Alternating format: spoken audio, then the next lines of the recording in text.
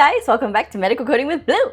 It is Motivation Monday for medical coding students. If you are brand new to my channel, welcome. I am Blue. I'm a medical coder. I have been a medical coder for over 10 years. I really love sharing the things that I know with all of you. So I hope you'll take a second, hit that subscribe button if you haven't already, hit that like button, and at the end if this video helps you, I hope that you will share it. Okay, so let's get started. Okay, so Motivation Monday. This is in response to a lot of comments that I've been seeing lately, okay, from people that are just brand new and starting in school and learning and things, and that it's a lot, and sometimes people think that they can't do it, okay? Here's the deal. Medical coding is like, it has been likened to learning a new language, right? Think about it. We have to learn 3 languages all in one. We have to learn about the diagnosis, which is ICD-10-CM. We have to learn about the CPT, and if you're doing inpatient, you have to learn about PCS coding. All of these have different rules. They all have different things about them, okay, in order to understand all of this perfectly. In the meantime, you still have to learn medical terminology, anatomy, physiology, okay? We have to learn all of this. We have to know what doctors know while never having gone to medical school. This is a lot. So if you are just starting it and you're brand new and you're thinking, gosh, I can't do it, there are many people before you that have done it with no previous experience. I had no previous experience when I got first in school. All I had was a desire to change my life and to get in a better place. In a better place, you know, financially, and get in a better place mentally, in a field that I knew was going to fulfill me with knowledge, okay? And that's what it has continued to do 10 plus years in the making, okay? I know what I know now because of my own personal dedication to learning more. And that is what you have to do. That is part of this. It's not going to be something that you're going to learn overnight. And you're not going to learn everything in just a few months, okay? This is going to take time. Yes, what you're learning in school may be enough to get you to pass the certification exam, but it's not going to give you all of the knowledge that you need. That is going to be some of the stuff that you're going to learn when you're on the job, okay? And when you're working with providers and when you're doing all of these things, this knowledge will come in time. But the main thing is you can't give up. And I say this quite often, and I'm going to keep saying it because I think some people need to hear it. I think when people get frustrated and they make it easy for themselves to just give up and to say, it's okay, I don't want to do this, it's too hard, it's too much work. It's not too hard. It is a lot of work, okay? It's just a lot that you have to invest. And sometimes I think when people are being sold medical coding, because some people get sold medical coding, and it's unfortunate when people are not able to look at all of the references before they sign up for these programs, right? And I know a lot of people look back in retrospect and think, man, I really should have done a lot of research before I got into this, because if I would have known it was like this, I wouldn't have done it. There are so many positives to being a medical coder, and if you are in a program where they're really not helping you to learn, it's okay, even though it would upset me too if I paid a lot of money for a program that didn't really help me when they said they would, but you're already in the program. So you may as well get the most out of it that you possibly can, and the rest is going to be on your shoulders. Is it fair? No, but it is the hand that some people get dealt, okay? And unfortunately, that happens quite often. But you don't have to just take it in the fact that, oh, well, you know, I got taken advantage of because this company wanted my money and things like that. You can make something out of yourself with this. And a lot of people do it all the time. There's people that study independently without ever going to a trade school, and they pass the certification test on their own, and they're able to start a career with nothing. No startup money, no nothing, no money out of pocket, basically, except for, you know, paying for their certification exam. But they've done and taken the time to do the research. I even have a video that talks about how to study independently to become a medical coder. So, I mean, there's a lot of things that go into this field. And I hope that if you are here looking for inspiration, that you have found it on my channel, because I've been there and I've done that, and I've gotten a t-shirt several times. And this is stuff that nobody told me, okay? Like I said, all I wanted to do was just change my life. And I knew that this was going to do that. Did I love it? Did I fall in love with it like I am now? No, it was different back then. I thought of it as a job, and it's not a job. And I wish somebody would have told me that from the get-go, that it's not just a job, it's a career. And knowing now the difference between a job and a career being something that you invest yourself in, and knowing that it's okay to invest yourself in a career. Because believe it or not, there's other people around you that are watching everything that you do, whether it's your kids or your family members or somebody around you. And you never know if you may be that inspiration, that motivation for somebody else. Okay, so that's a big responsibility to have. But digging into medical coding and studying, and not taking everything so big and so like trying to take it in all at one time. These things have to go in chunks. It's just like learning your medical terminology, learning anatomy and physiology. All of these things take time. Do you think doctors learned this stuff overnight? No, they didn't. Nurses didn't learn this stuff overnight either. They stay in school for years. And you're telling a person with a high school diploma at bare minimum, hey, you got to learn everything that a doctor knows. Is it a lot? Yes. Is it impossible? No, it's not impossible.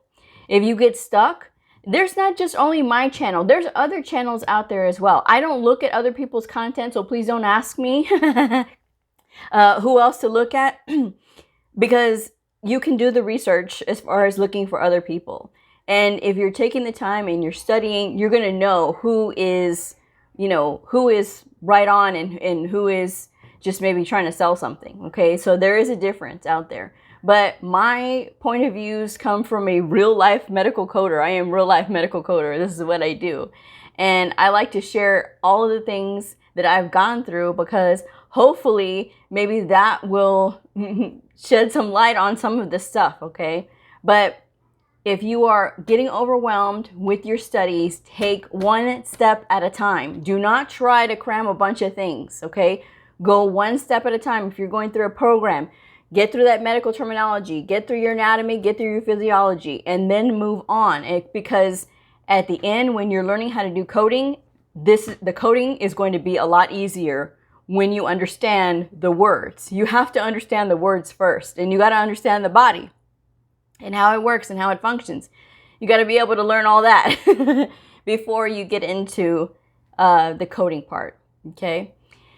Another thing I want to touch on is if you are in school and you're saying, oh, let me just go ahead and look at the job listings and see what all is out there. And then you start to panic because you see that all of these companies want 1 to 2 years of experience before they'll even hire you.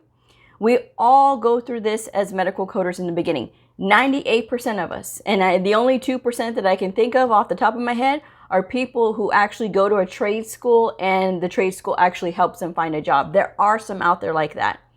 Does it necessarily mean that it's a coding job? Sometimes yes, sometimes no. I've heard them say, well, they helped me get a job in medical records, which you can get a job in medical records at any time. There's no certification for that. Same thing with billing. You don't have to be certified to be a medical biller. AAPC does have the CPB, which is a certified professional biller. I say, and I'm not a APC member, so hold your fire. I say that to be a CPB is if you want to be a biller. If that is what your professional goal is, to be a biller, to have your own business doing billing, then that's something that you want to have. If you are just wanting to be a coder, but you think it would be more fancier if you got this CPB to add, and then you want to have like a bunch of credentials, the only way that those credentials, while they look impressive, it's not going to help you get your foot in the door faster if you have a bunch of credentials, if you have no experience to back up those credentials. Not only that, you have to pay for continuing education units to maintain those credentials. So think about the investment before you start getting multiple credentials, okay? Think about it, because it is an investment. Think about if you want to do that, you know, have all of those things. There are plenty of medical coders who have one credential and they go their entire careers with only one credential. They do very well for themselves and they have very fulfilling careers. So is there really a necessary need to have more than one credential? No, but it's entirely up to the person. That's just my opinion on that. But getting back to the jobs, I have done videos where I talk about, and I'm going to do another job listings review this coming Friday. But when they say we want 1 to 2 years experience, still apply anyway. The only time that you're going to come up against something like really, like you're absolutely probably not going to have your resume looked at is if you're trying to apply for a remote coding position and you have no experience.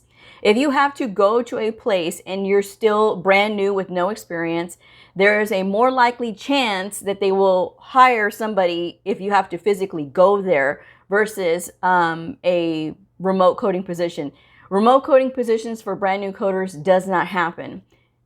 Right now with COVID, things have changed the game a little bit. I do have a viewer who passed her certification exam and like literally within the span of a couple months, she got her first job. She applied at a place where she actually had to physically go, and then they told her, well, right now because of COVID, everybody's working from home. We're going to have you working from home. She's working in her first job remotely because of this, okay? So, but she applied at a place that she had to physically go. Not only that, she was very persistent, which is what I keep telling you guys. You have to be persistent when you're applying for jobs. But don't start looking at medical coding jobs until you are right there with the credential in your hand. Don't try to look at it while you're still in school, because it's going to mess with your head. Then you're going to maybe think, oh, am I doing the right thing? You know, should I be going through this program if people can't even get jobs and I'm in these Facebook medical coding groups? Get out of the Facebook medical coding groups. And they're saying that, oh, you know, I didn't get a job and I wasted all of my money. You guys have to stay focused on what you want.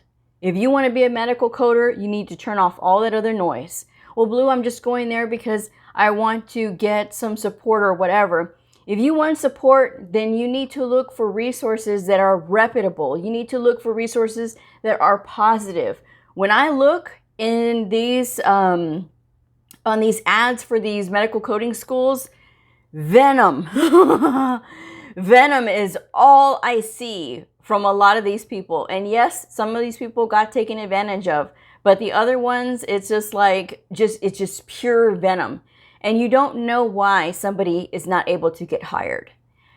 When we medical coders get our credential and we're applying for jobs, we always get tested. You have to get tested because they want to see what your knowledge is. If you're brand new with no experience and they're giving you a test, they want to see what you're made of. You got to be able to pass that test. If you can't pass that test, they're not going to call you back. And there's people who breezed right through the school, breezed right through the exam, and they expect to get out in the real world and get a job right away because that's what they were promised. And then they're hit with reality that they're not able to get a job because they didn't study, and now they don't know what they're doing. They were able to pass, but they can't pass these entrance exams. So that's why I'm telling you guys, take your time to learn. It's worth it in the end when you are focused, when you just ignore all of this noise. Don't be around negative people. If somebody's telling you that you can't do it, you got to turn that mental thinking around and say, yes, you can. Yes, I can. I can absolutely do this. Because if I can do it, you know, and you just have to have that inner strength to dig deep and do this. And it's going to take a lot of blood, sweat, and tears. That's what this is. This isn't for the meek either. You have to develop a tough skin.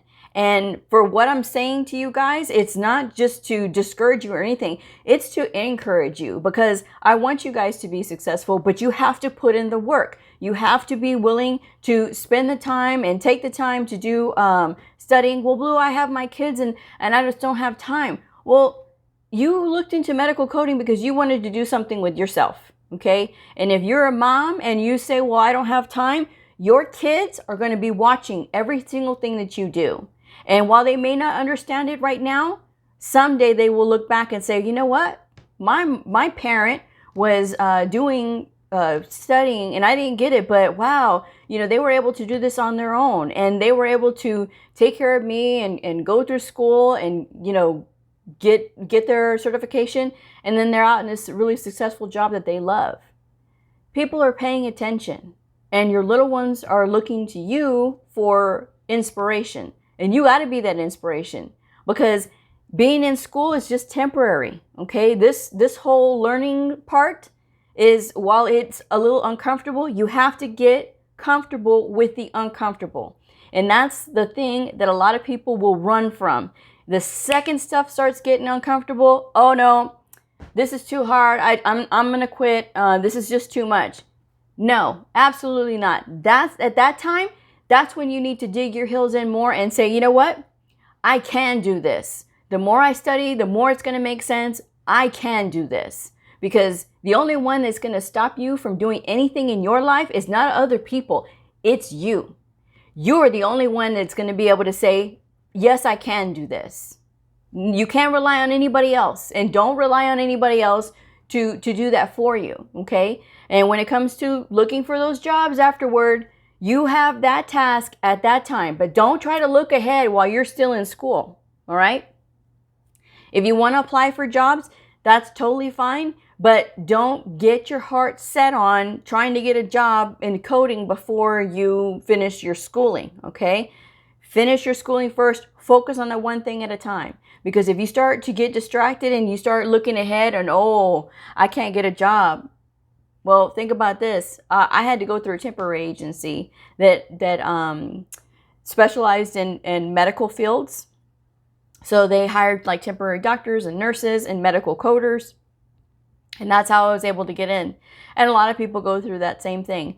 Some people start their career in medical records and then they move on up. Some people start in medical billing and they move on up. And some people get lucky. And I have read the job listings before where they say, well, you know, we no credential is necessary. You know, we'll do training or whatever the case may be. So if that's the case, if you're looking and you see that, well, then that's something that you can leap at. But it's going to take you to be persistent, and you cannot get discouraged, whatever you do. And yes, being discouraged is a natural human emotion, and I get it. Because we've all, like I said, I've been there myself. I've been there where I felt discouraged. But at the same time, you have to start to dig deep and say, you know what, I can do this. If other people can do this, I can do this too. Okay. And unfortunately, like I've said, that in between that time where you get your credential and then trying to find your first job, that period of time is very delicate and it weeds out a lot of people, unfortunately. So this is why I tell you guys, just be persistent, and whatever you do, just keep going. The viewer that I have that is working at home now, she literally locked her eyes on the positions that were at this facility that she wanted to work at. She applied not only once, she applied twice for those same positions. So that's that kind of go-getter attitude that you got to have. Your resume needs to match up to what the, if you have skills that match up into that job listing, that's what you got to have on your resume.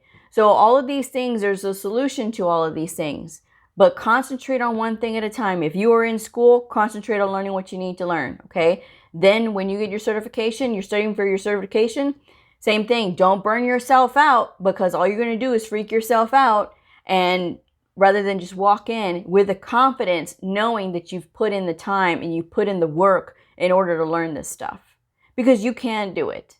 And then when you get that certification in your hand and you start going out there and looking for a job, there's no law that says you can't still be working while you're looking for a job. Because I hear that complaint too. Well, how am I supposed to support myself if I'm looking for a job and no one will hire me? I still continued to work even when I was looking for a job. I did 2 or 3 jobs. I was bartending. I was working at a halfway house on the weekends. I was doing the concession stand.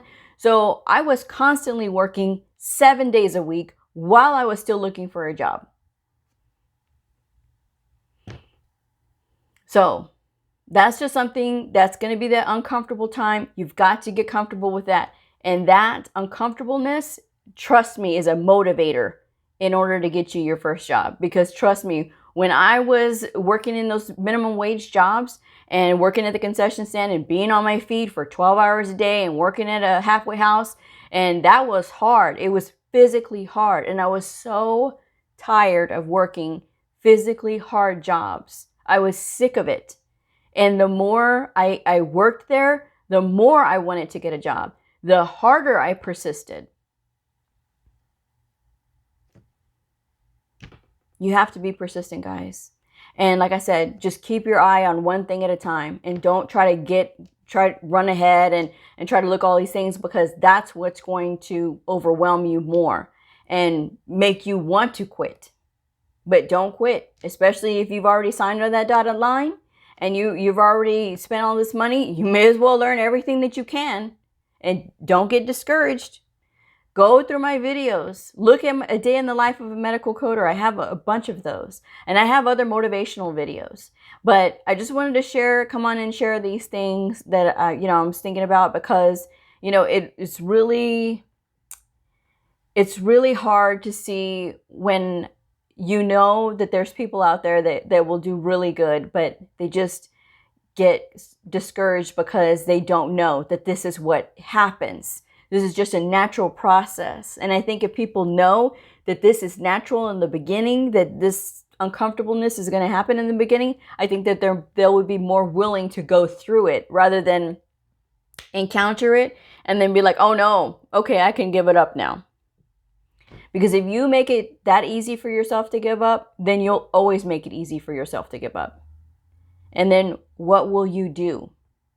What will be your legacy in life?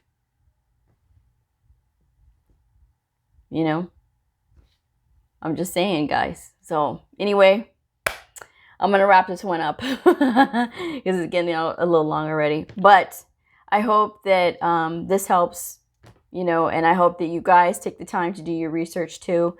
Look through the videos. I have plenty of them about just different topics. I try to put specifically what is going on in that video in the title. But if you need a video recommend about a certain topic, let me know. Leave a comment below, and I will link a video if there's a video that I have about it already. Okay, I do it all the time. Sometimes I don't hear back from the viewer, and so I don't know if it's because people think that I'm trying to just blow them off. I'm not. You know what I mean? Like that's not the point. The point is, if I've already gone over it, and I've gone over it and given a lot of detail, I think it would be better to give that video than have to sit and explain it again. I'm just saying. So take the time. I try to make them as entertaining as I can. But what are you gonna do? Anyway, so I hope you'll be joining me tomorrow for Q&A Tuesday, and I will wrap this one up. So if you are a medical coder, a medical coding student, somebody curious about the fascinating world of medical coding, a provider or a nurse, I invite you to like and subscribe and follow me on my journey in medical coding. I will see y'all next time. Bye!